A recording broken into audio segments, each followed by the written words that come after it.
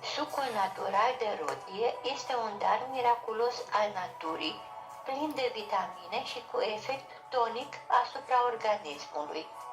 El luptă cu boli precum diabetul, bolile de inimă, cancer și ulcer, având proprietăți de-a dreptul miraculoase.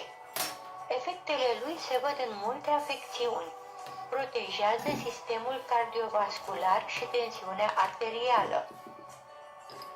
Reduce colesterolul rău și îl crește pe cel bun. Asigură un nivel echilibrat al zahărului din sânge, putând fi consumat și de diabetici. Reduce microbii din cavitatea bucală, reducând apariție al cariilor. Protejează aparatul gastric.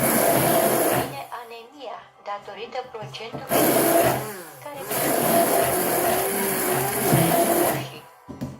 încetinește procesul de îmbătrânire și apariția riturilor. Asigură protecție împotriva cancerului datorită conținutului foarte ridicat de antioxidanți care contribuie la eliminarea radicalilor liberi răspunzători de formarea tumorilor maligne. Se curăță rodiile și se stoarce sucul la blender sau orice presă.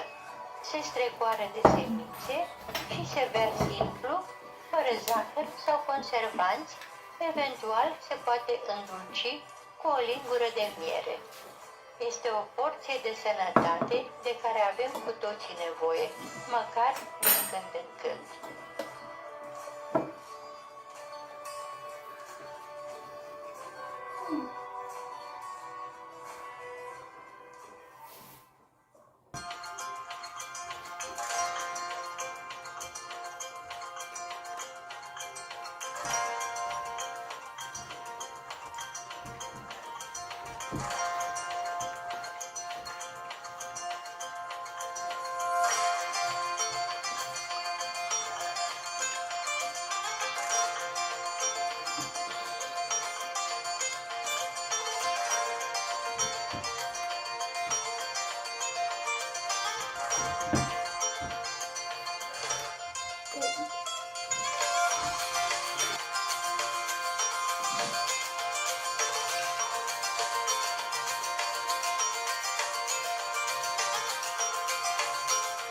Thank you.